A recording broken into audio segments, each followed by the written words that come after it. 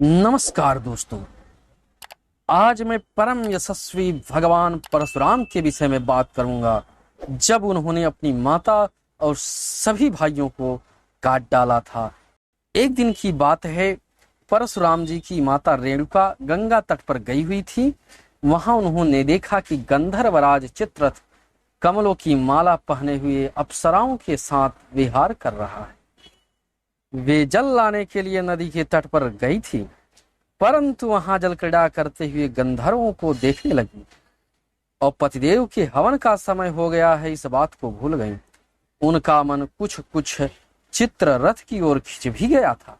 हवन का समय बीत गया, यह जानकर वे महर्षि जमदग्नि के पास डर की मारे आने में भयभीत होने लगी, परंतु कुछ देर बाद वहां पहुंची।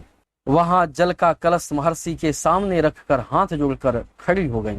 जमदग्नि मुनि ने अपनी पत्नी का मानसिक व्यभिचार जान लिया और क्रोध करके कहा, मेरे पुत्रों, इस पापनी को मार डालो। परंतु उनके किसी भी पुत्र ने उनकी वह आज्ञा स्वीकार नहीं की। इसके बाद जमदग्नि ने परशुराम को आदेश दिया कि अपनी माता और सभी भाइयों को मार डालो।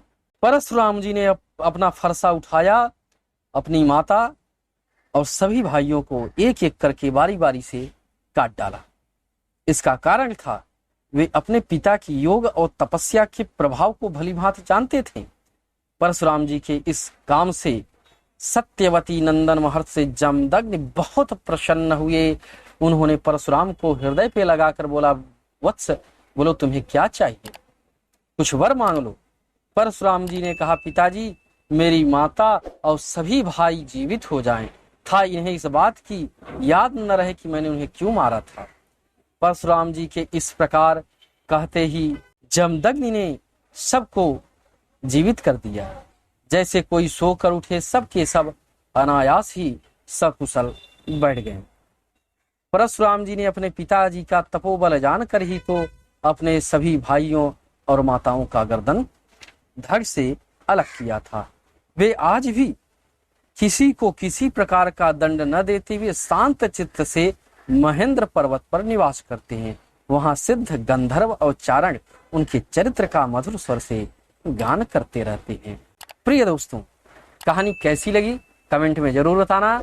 लाइक और सब्सक्राइब करना ना भूलना, घंटे वाला बटन जरूर दबाना।